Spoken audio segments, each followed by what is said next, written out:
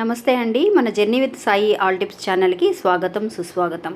రోజు కూడా అండి మన ఛానల్లో మన వారాహేమవారి గురించి తెలుసుకుంటూ ఉన్నాము. ఎన్నో పూజలు పరిహారాలు చేస్తూ ఉన్నాము. అలాగే ఈరోజు చూడబోయే వీడియో ఏంటి అని అంటే అండి, రేపు అతి శక్తివంతమైన రోజండి. అంటే 25వ తారీఖు ఫిబ్రవరి నెల 25వ సంవత్సరంలో వచ్చే చాలా శక్తివంతమైన రోజు. మనకి మంగళవారంతో కూడా కలిపి రావడం అనేది చాలా అద్భుతం. ఏంటి ఆ శక్తివంతమైన రోజు అనంటే, రేపు అభిజిత్ నక్షత్రం కలిసి వచ్చిన రోజండి.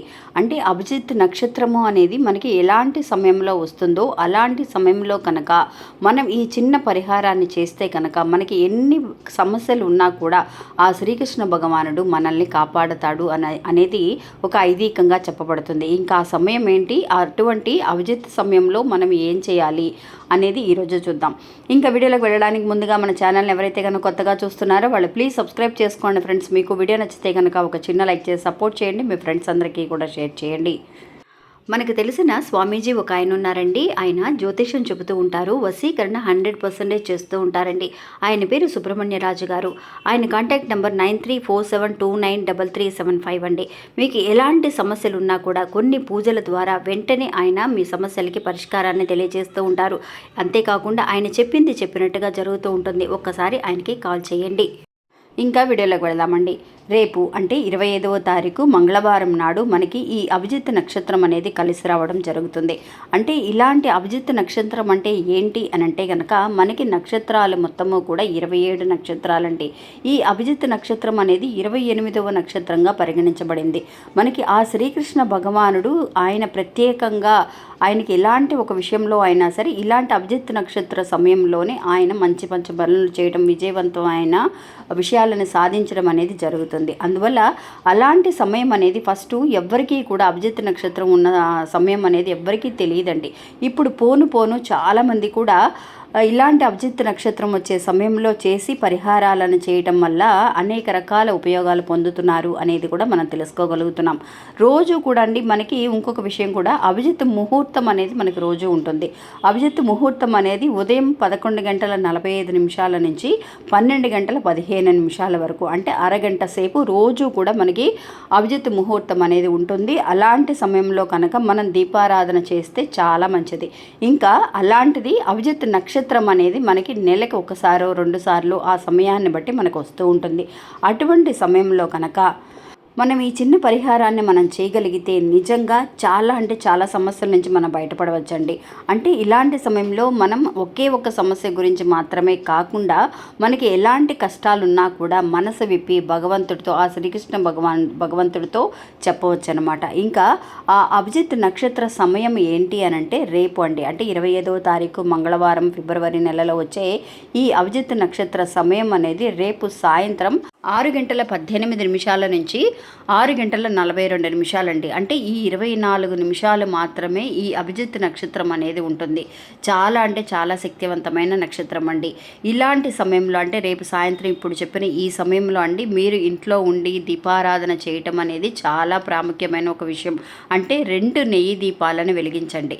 ఇంకేమీ చేయాల్సిన అవసరం లేదండి. మనం చేయవలసిందల్లా ఒక 2 నెయ్యి దీపాలు. ఎప్పుడు కూడా మనం సాయంత్రం పూట 6 గంటల తర్వాత దీపారాధన చేస్తూ ఉంటాం. అలాగే రేపు వచ్చే ఈ సమయంలో కనుక మీ సమస్యలన్నీ కూడా భగవంతుడితో చెబుతూ చక్కగా ఆ శ్రీకృష్ణ పరమాత్ముడికి చెబుతూ మనం ఈ 2 దీపాలని, నెయ్యి దీపాలని వెలిగిస్తే చాలా మంచిది. చాలామంది కూడా అక్క శ్రీకృష్ణ భగవానుడి ఫోటో లేదని అనుకున్న వాళ్ళు మీరు ఆ వెంకటేశ్వర స్వామిని తలుచుకొనైనా సరే ఆయన ముందైనా సరే ఈ 2 నెయ్యి దీపాలను పెట్టొచ్చండి. అంతేకాకుండా అటువంటి సమయంలో మీ సమస్యలన్నీ కూడా ఎలాంటి కోరికలు ఉన్నాయో, ఎన్ని కష్టాలు ఉన్నాయో అవన్నీ కూడా చెబితే అన్నీ కూడా అండి అన్నిటికీ కూడా ఒక విడుదల అనేది కనిపిస్తుంది అనేది ఒక ఐదీకంగా చెబుతున్నారనమాట.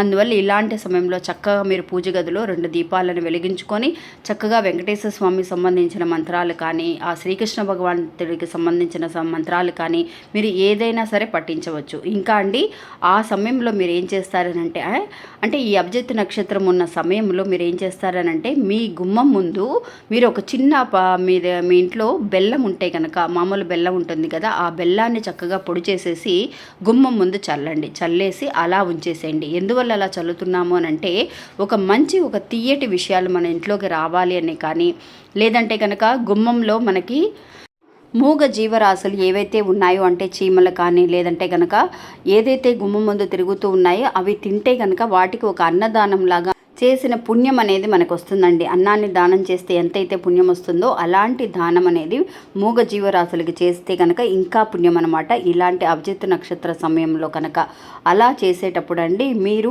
ఎన్నో రకాల సమస్యలతో బాధపడుతూ ఉంటారు కదా, అవన్నీ కూడా దేవుడి గది ముందు నిలబడి మీరు చేసుకోవచ్చు. కానీ ఈ పరిహారం అనేది మీరు పీరియడ్స్ టైంలో కానీ ఒక నాన్ వెజ్ తినేసి కానీ మాత్రం చేయకూడదనమాట. ఇంకా అండి చాలామంది అక్క మేము ఈ అభిజిత్ నక్షత్ర సమయం అనేది మీరు చెప్పారు కదా, ఆ సమయంలో మేము ఇంట్లో ఉండము, ఆఫీస్లో ఉంటాము, అటువంటి సమయంలో మేము దీపారాధన అనేది మేము చేయడం అనేది కుదరదు అని అనుకున్న వాళ్ళు ఎవరైతే కనుక మీరు ఆఫీస్లో ఉంటారో మీరు ఇంట్లో దీపారాధన చేయలేమని అనుకుంటున్నారో వాళ్ళు మీరు ఉన్న చోట నుంచే ఆ భగవంతుడిని తలుచుకొని అంటే శ్రీకృష్ణ పరమాత్మని తలుచుకొని మీరు మీ కోరికలను కానీ మీ సమస్యలను కానీ చక్కగా మనసులో అయినా సరే భగవంతుడికి వినపడేలాగా అంటే నమ్మకంతో మనం పిలిస్తే కనుక ఆయన ఖచ్చితంగా వినపడతాయండి. అలాంటి సమయంలో మీరు అనుకుంటూ తలుచుకున్నా కూడా ఒక అలారం పెట్టుకోండి, సెట్ చేసుకోండి. మీరు రేపు 6:18 నుంచి 6:42 వరకు ఈ అభిజిత్ నక్షత్ర ముహూర్తం అనేది ఉంటుందండి. ఎలాంటి పిల్లలైనా సరే మీరు మామూలుగా వచ్చేసి పూజ గదిలోకి వెళ్లకుండా మేము చేసుకోవచ్చు అని అనుకున్నప్పుడు ఒకవేళ మేము పీరియడ్స్లో ఉన్నా కూడా మీరు చేసుకోవచ్చండి. అంటే పూజ గదికి వెళ్లాల్సిన అవసరం లేదు కాబట్టి ఆఫీస్లో ఉన్న చోట నుంచే మీరు మీ కష్టాలని భగవంతుడికి చెప్పుకుంటూ చక్కగా మనసులో అయినా సరే మీరు ఈ అభిజిత్ నక్షత్ర సమయంలో అనుకోవచ్చండి. ఎలాంటి సమస్యలైనా సరే వెంటనే తీర్చగలిగే చాలా పవర్ఫుల్ డే అండి రేపు. అందువల్ల ఈ అవకాశాన్ని ఎవ్వరూ కూడా వదులుకోకండి. అంతేకాకుండా మనం ఎప్పుడు కూడా అండి మంగళవారం నాడు విశేషంగా వరాహి అమ్మవారికి తలుచుకొని పూజలు చేస్తూ ఉంటాం. అలాంటి సమయంలో మీరు ఇంకా కూడా బెల్లం ముక్కతో ఇలాగా గుమ్మం ముందు చల్లడం అనేది కూడా విశేషం అండి. అమ్మవారికి కూడా చాలా ఇష్టమైన ఒక పరిహారం ఇది. అందువల్ల అలా చేసి చూడండి, మీ కోరికలు ఏవైనా సరే ఖచ్చితంగా తీరతాయండి. సమస్యలు అన్నిటికీ కూడా ఎన్ని సమస్యలు ఉన్నాయి అన్నిటికీ కూడా ఒక మంచి దారి అనేది కనిపిస్తుంది అనమాట. ఇంకా ఇది ఫ్రెండ్స్ ఈరోజు మన వీడియో. ఈ వీడియో కూడా మీ అందరికీ ఎంతో ఉపయోగపడుతుందని అనుకుంటున్నాను. నచ్చితే కనుక ఒక చిన్న లైక్ చేసి సపోర్ట్ చేయండి. మీ ఫ్రెండ్స్ అందరికి కూడా షేర్ చేయండి. మళ్ళీ మంచి ఇంకొక వీడియోలో మళ్ళీ కలుస్తాను. అంతవరకు సెలవు, నమస్తే.